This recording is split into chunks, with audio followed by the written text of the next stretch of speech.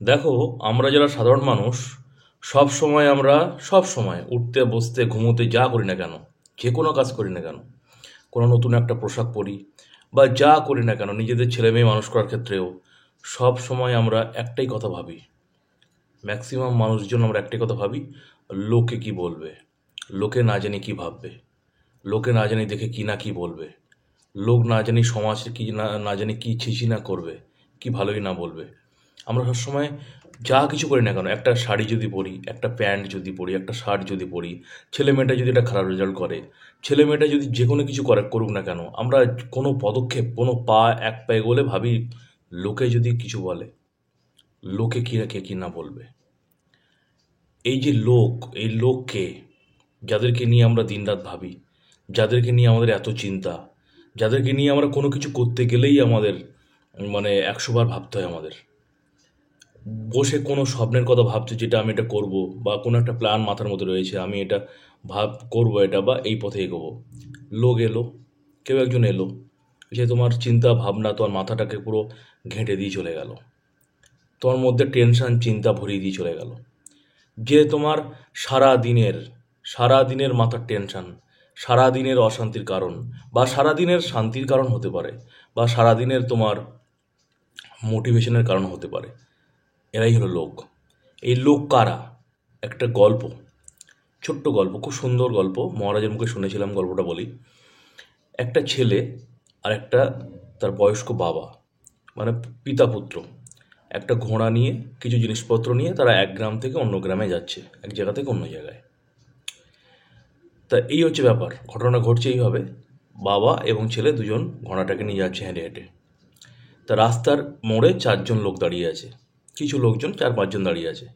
তারা বলছে, এরা কি বোকা দেখো, ঘোড়াটাকে হাঁটিয়ে হাঁটিয়ে নিয়ে যাচ্ছে, কি বোকা, এরা ঘোড়ার পিঠে উঠে যেতে পারতো।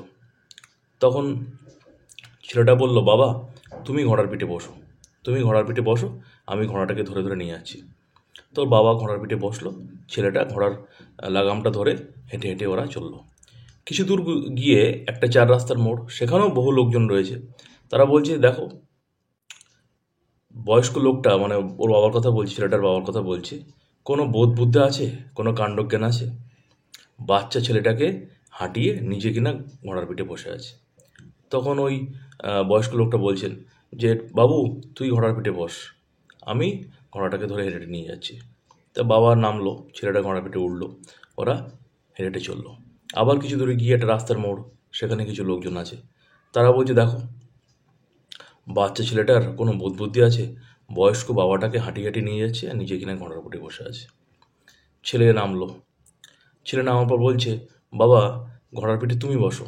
তখন ওর বাবা বলছে, দেখ আমি তো ঘোড়ার পিঠে বসেছিলাম, লোকজন বলছে যে আমি কিনা বয়স্ক মানুষ ঘোড়ার পিঠে বসে আছি আর তোকে হাঁটাচ্ছি।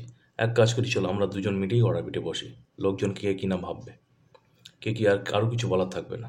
তাই দুজন মিলে ঘোড়ার পিঠে বসলো।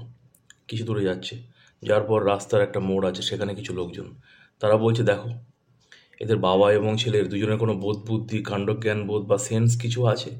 একটা অবলা প্রাণী, তার উপরে দুজন উঠে বসেছে, প্রাণীটারও তো কষ্ট হয়। তখন বাবা আর ছেলে দুজন ঘোড়া থেকে নামলো, নেমে ভাবছে যে আমরা যা করি না কেন, আমি উড়লেও দোষ, ছেলে উড়লেও দোষ, দুজন উড়লেও দোষ, দুজন না উড়লেও দোষ।